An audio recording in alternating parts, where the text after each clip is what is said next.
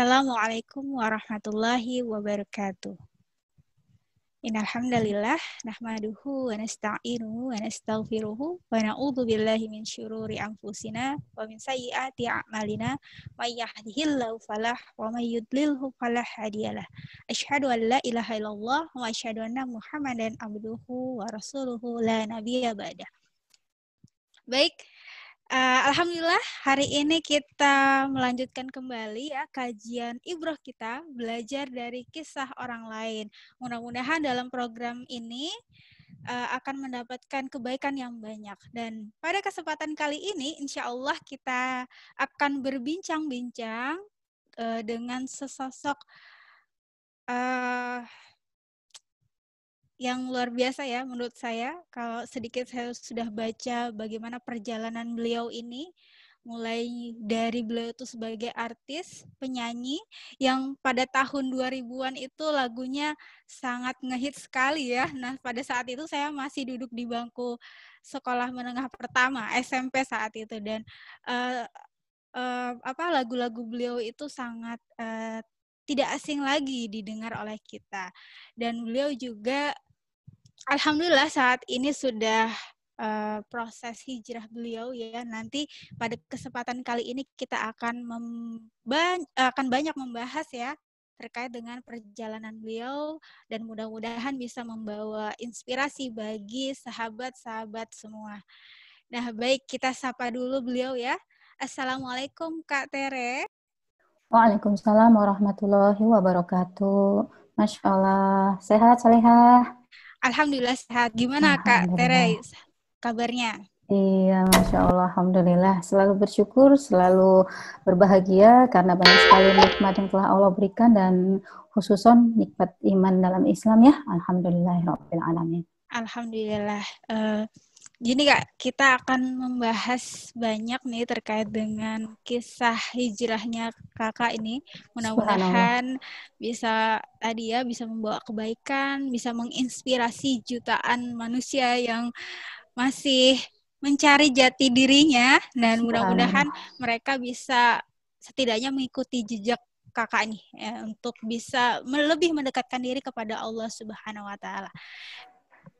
Baik Kak, nih saya mau sebelum bahas tentang hijrahnya Kakak nih, saya mau tanya-tanya sedikit ya terkait dengan bagaimana sih pergaulan zaman now, pergaulan remaja zaman now sama pergaulannya zamannya Kakak nih.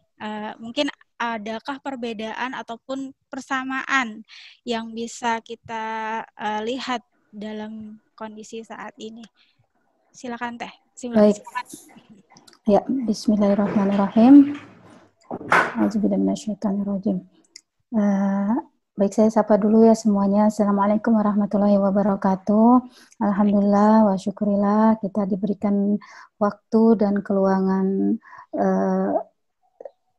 banyak hal ya, dari segi waktu, dari kesehatan, banyak sekali yang sudah Allah berikan, nikmat yang telah Allah sajikan kepada kita yang mungkin tidak pernah kita syukuri. Nauzubillah, kita mungkin lalai menghargai dan mensyukuri ini, tapi insya Allah saya yang alhamdulillah Allah berikan waktu, dan alhamdulillah Allah tutup aib saya pada kesempatan kali ini untuk bisa berbagi sama teman-teman semua. Insya Allah ingin menyampaikan lebih dulu bahwa semua ini lagi-lagi bukan karena kita. Alhamdulillah Allah ridho sama yang sudah kita ikhtiarkan sehingga kita bisa ada di titik seperti ini. Saya bisa lebih terlihat mungkin lebih syar'i, lebih terlihat lebih sepertinya soleh gitu ya. Tapi ini semua bukan karena saya, karena Allah yang tutupi aib saya. Lagi-lagi la haula wala quwata illa billah, tiada daya pertolongan selain daripada Allah Subhanahu wa taala. Makanya kita selalu minta terus dalam setiap sholat kita, ihdinas siratal mustaqim, supaya kita dijauhkan dari jalan-jalan orang yang dimurkai Allah dan jalan-jalan orang yang disesatkan Allah. Nauzubillah, jangan sampai kita termasuk dari antara mereka. Nah, bicara tentang pergaulan ya, subhanallah. Kalau saya dulu itu kenal Al-Quran kan baru setelah saya umur berapa ya berarti ya? Saya masuk Islam, saya bersyahadat itu syahadatnya tahun 2000 Masehi ya. Uh, Berarti 20 tahun Masehi ya. Kalau berarti sekitar 22 tahun kalau tahun Hijriah ya. Kita harus mulai latihan nih. Jangan Masehi terus karena Masehi itu basisnya Al-Masih ya. Kita betul. harus mulai berubah mindset jadi Hijriah supaya semangatnya itu benar-benar hijrah. Nah, waktu saya SMP, SMA, saya baru masuk Islam kuliah. Jadi sebagian besar masa remaja saya itu ya dalam kondisi saya belum mengenal Islam. Dan astagfirullahaladzim, banyak sekali yang ya kebodohan dan kezaliman yang telah saya lakukan di masa lalu. Dan mudah-mudahan teman yang masih diberikan waktu lebih panjang dari saya saat ini ya, yang umurnya masih relatif lebih muda ya, masih belia, masih banyak kesempatannya. Yuk belajar dari yang sudah pernah merasakan juga gelombang pasang surut kehidupan gitu ya. Qadarullah saya di usia, mungkin kalau usia hijriahnya 42 tahun ya, tahun hijriah. Kalau Masehinya saya udah 40 tahun. Dan sekitar berarti kalau remaja itu jadi hitungannya tahun berapa sih, beberapa tahun sih, soalnya kan kalau dalam Islam kan nggak ada remaja loh sebenarnya, cuman balik sama belum balik kan gitu ya. Nah ini ya itulah, kita perlu belajar terus. Dan kalau dulu kalau perempuan kan patokannya jelas ya, akil baliknya itu mungkin akilnya belum sempurna, tapi baliknya itu biasanya setelah mendapat menstruasi gitu ya. Nah, karena dari dulu saya tidak mendapatkan ilmu yang sangat komprehensif seperti yang kita sudah jadikan panduan ya dalam Al-Quran. Kalau dulu ya dalam agama saya sebelumnya ya cuman diajarinnya ya udah gitu, cuma jangan terlalu dekat dengan yang lawan jenis gitu ya. Tapi tidak ada acuan yang sangat rigid seperti layaknya dalam ajaran Islam gitu. Dalam Islam Masya Allah jangan dekati zina, dekati saja udah nggak boleh gitu ya, Masya Allah. Dan kalau kita lihat di banyak surat ya, Masya Allah, itu bahkan untuk katakan bertamu aja ada adabnya kan dalam surat An-Nur ya, bahwa kita nggak bisa main sembarangan masuk, bahkan anak sendiri yang sudah balik pun nggak boleh sembarangan masuk ke dalam kamar kita. Masya Allah, itu detail sekali dalam Islam. Nah, kalau di era saya dulu mungkin yang namanya hubungan dengan hubungan sosial dengan lawan jenis itu ya dianggapnya ya semacam normal-normal saja, karena memang norma sosial yang berlaku saat itu pun saya kan berarti tahun berapa ya, 90 akhir lah ya, menuju 2000 gitu ya. Itu pun sebenarnya ya kalau kita buka mata lebih jelas, sebenarnya ada berbagai macam kasus-kasus yang berhubungan dengan pergaulan bebas ya. Bahkan itu kan dari tahun 70-an, 60-an pun juga udah terjadi gitu. Cuman bedanya sekarang ini semua itu menjadi mudah terakses. Kalau dulu nggak sesederhana itu gitu ya. Kita paling kalau ada apa-apa kan curhatnya di buku harian gitu ya kalau dulu ya. Kalau sekarang kan curhat tapi di medsos gitu. Jadi semua orang tahu gitu. Nah, itu yang menjadi salah satu pembeda. Tapi prinsipnya ya mirip-mirip aja sebenarnya. Dan ketika usia kita sudah balik, makanya kita diminta untuk yang akhwat tutup aurat gitu ya. Karena ya memang disitulah istilahnya kita tuh, tubuh kita dengan segala perubahan hormon yang terjadi di dalamnya itu sudah memposisikan kita sebagai makhluk wanita yang sempurna. Dengan apa? Dengan fungsi rahim yang sempurna, dengan segala komponen tubuh ya, kelenjar susu segala macam, itu memang sudah seharusnya kita pun punya pengetahuan yang sempurna juga dalam hal menjaganya, karena Islam itu meminta kita tutup aurat karena kita adalah makhluk yang mulia di hadapan Allah. Karena kita punya tanggung jawab yang sangat besar untuk mempersiapkan generasi, insya Allah generasi pembebas Al-Aqsa.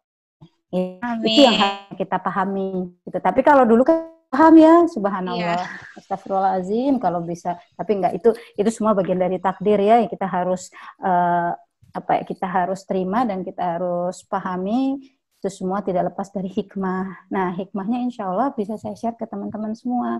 Jadi yang teman-teman sekarang nih yang alhamdulillah usianya mungkin masih belasan, masih awal 20-an.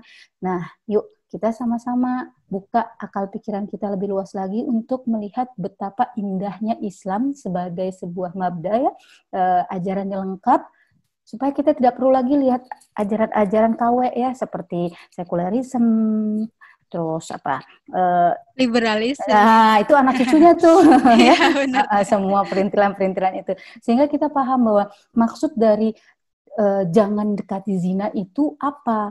Bukan sekedar larangan, tapi dibaliknya adalah kasih sayang Allah untuk menjaga kesucian umat manusia supaya bisa menjadi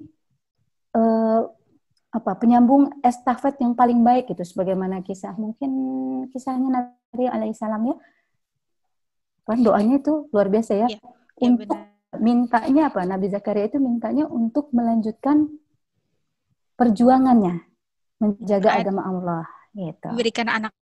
Iya betul. Padahal waktu itu kisahnya juga menarik ya, kurang lebih mirip lah dengan kisah Nabi Ibrahim alaihissalam, bahwa istrinya juga sudah tidak subur lagi gitu ya, tapi itulah kekuasaan Allah, makanya Allah berikan tetap keturunan yang baik, keturunan yang juga Nabi ya, Nabi Yahya alaihissalam yang terus memperjuangkan agama Allah. Nah sebenarnya itu konsep besar dari kenapa Islam melarang adanya upaya-upaya mendekati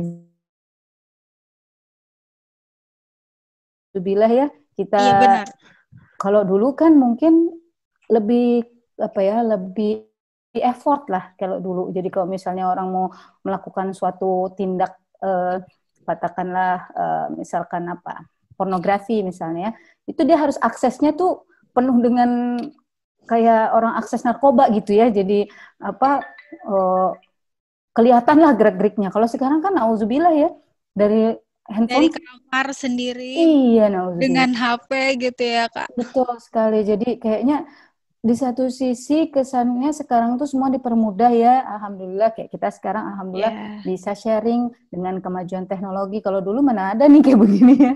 Iya benar. Nggak kebayang dulu ya, dulu juga handphonenya zamannya masih Nokia saya yang ada itunya. Nggak boleh nyebut merek, astagfirullahaladzim, jangan. Nggak apa-apa. Iya maksudnya handphonenya juga masih yang bentuknya grafis gitu ya, belum smartphone. Nggak kebayang kalau sekarang bisa begini, Masya Allah. Dulu mikirnya cuma ada di film-film kan. Nah sekarang alhamdulillah di satu sisi Allah izinkan kemajuan teknologi itu kita nikmati, tapi di sisi lain, nah ini adalah pedang bermata dua. Mau kita apain nih teknologi ini? Apakah mau kita gunakan untuk sebaik-baiknya perjuangan di jalan Allah, supaya semuanya ini bermanfaat di jalan Allah, apa justru kebalikan yang membawa ke dalam maksiat? Naudzubillah, jangan sampai. Iya, benar Kak. Jadi memang kalau melihat pergaulan yang zaman dulu sampai zaman milenial sekarang itu sebenarnya sama aja ya Kak ya. Cuman yang membedakan itu sarana prasarananya aja gitu.